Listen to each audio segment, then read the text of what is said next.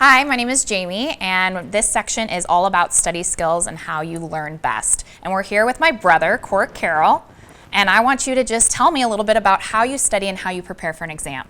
So, I'm very diligent when I go study. I prepare myself 3 months beforehand. I take perfect notes. I learned Cornell notes in Avid. I've been doing them for the last 20 years.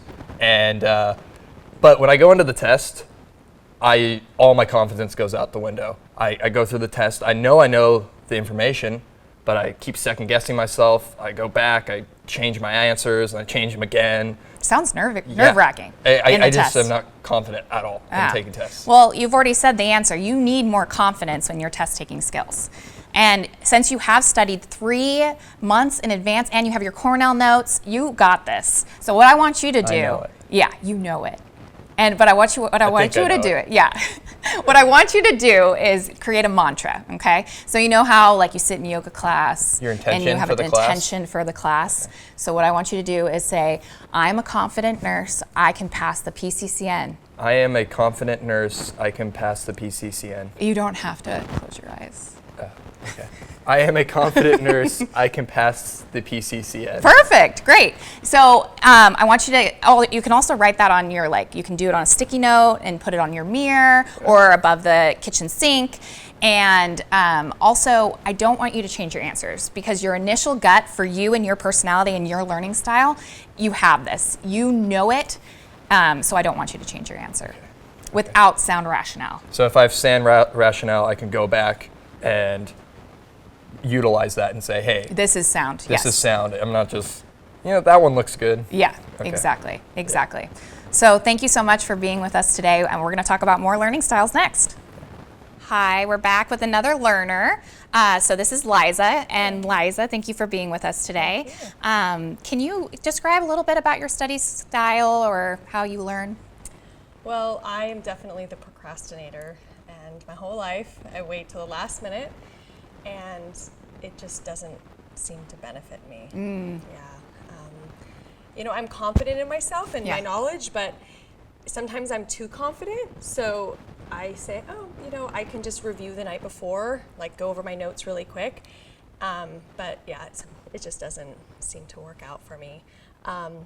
When I go in, I also have a lot of personal experience and opinions from just being a nurse. And so I go into a test and I read the questions and I apply that sometimes to the answer, and sometimes it doesn't always match up. It's not what's expected of the answer.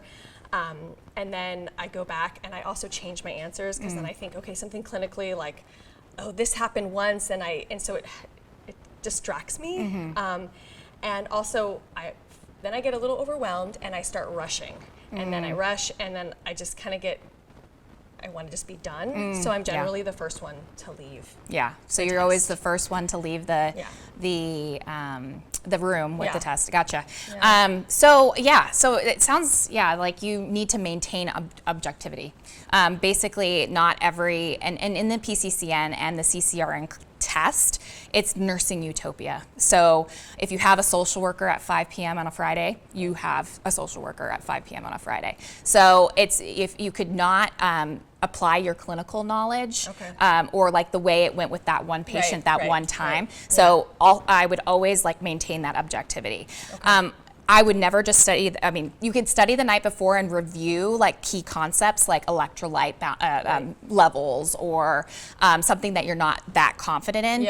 But like Court, who's very diligent, you need to be a little bit more like Court in that sense, plan. Maybe not 4 months in advance, but maybe a month in advance. You might not need as much studying, but you need to just definitely have a study plan. So I'm going to study Monday, Wednesday, Friday for 1 hour with my kids at the kitchen table or something like that, and actually keep that appointment because you'll tend to push it off and be like, oh no, I'll just go to the kids' soccer game and forget about, you know what I say.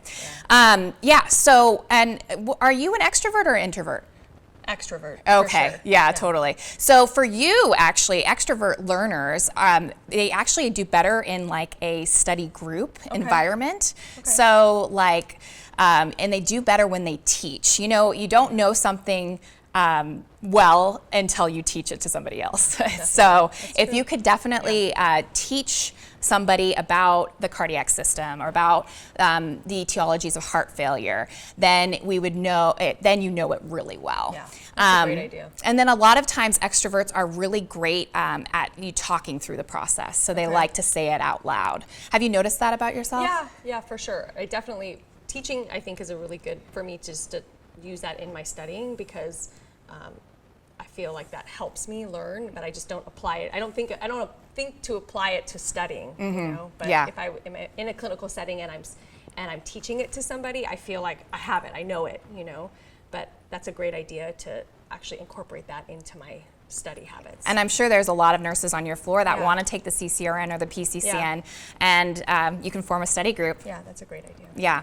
Another thing is process visualization. So for you, it would be really important to actually have a routine for studying, because you tend to put it off. Yeah. So maybe make it like kind of special. Like, I'm going to sit down after dinner with my kids and do the homework with them, and I'm going to study. Or I'm going to visualize going to the coffee shop, buying my favorite coffee, sitting down for 60 minutes and studying, and then obviously to pass the PCCN or the CCRN, I am going to pass it. Yeah, great. Thank you so much. Oh, thanks for being here. Yeah.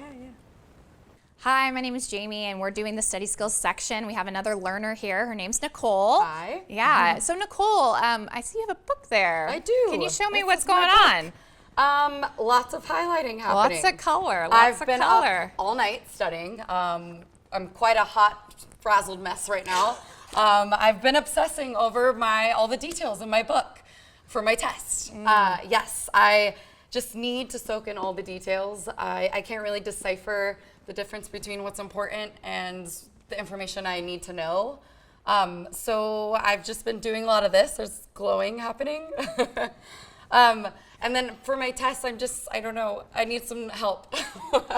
So are you the first to finish, the last to finish? Definitely the last, always the last. I find myself rereading the questions quite often, over and over again, to the point where I'm racing against the clock and I'm always the last person to turn my test in. Gotcha. First of all, I think that highlighting for you probably isn't very effective. Okay, so because I need to put the highlighter away. Okay. Yes, I know it's an addiction, but no, I'm just kidding. No. I want you to focus on concepts, okay? So concepts instead of details. And so I want you to do a concept map. So let's say pulmonary embolism. You're going to have that right in the center. And then you're going to go off with little branches, and you're going to say, what are the treatments for pulmonary embolism? What are the signs and symptoms? And so what I want you to do is you'll have those details in those little sections. So it won't be completely gone, your details, but it'll be more of a focus. It'll be more of a concept instead of that. That sounds amazing. Yeah, yes, I need that. Perfect. And then with your studying, with your test taking, I want you to don't allow yourself any more than 60 seconds per question. Okay. Because time myself. Yes, time yourself. So have a watch there, and also time your halfway point, because that's going to help you if you need to speed up, or you can just relax, or you even can slow down. All right. So yeah, that'll be definitely a good tip for you. Cool. What about, are you an extrovert? Are you an introvert? I'd say very much an introvert. I like to be at home by myself. I find myself, I'm able to study way better that way. Oh, yeah. Yes, so that's when a lot of the highlighting goes on, when I'm home alone. Oh gosh, okay. Well, actually for introverts, it is good for them to study by themselves instead of in a group. So I think you're already naturally doing that. Find your study sanctuary. So whether it's in your room, in your desk, sitting at your desk, or at your coffee shop, or in the library, definitely important for you. So I think you're already doing that. Yes. Just good. Awesome. Also, there are a couple of different learning styles, like visual learners. Have you heard of that? Yes, I would say I am very much a visual learner. Oh, okay, yes. Cool. So they end up learning by seeing or watching. And then there's also a different type of learner called a kinesthetic learner, and they learn by touching or doing. Okay. And then there are auditory learners that actually learn by listening. So you could be a combination of both, or a combination of all three for that matter. I think I'm more of a visual and a tactile learner. I'd say I'm that too. Yeah, so it's something to think about and consider when you're studying. Great. Well, I thank you so much for being here, you Nicole. for having me. Let's take that highlighter away. Yeah, take it away.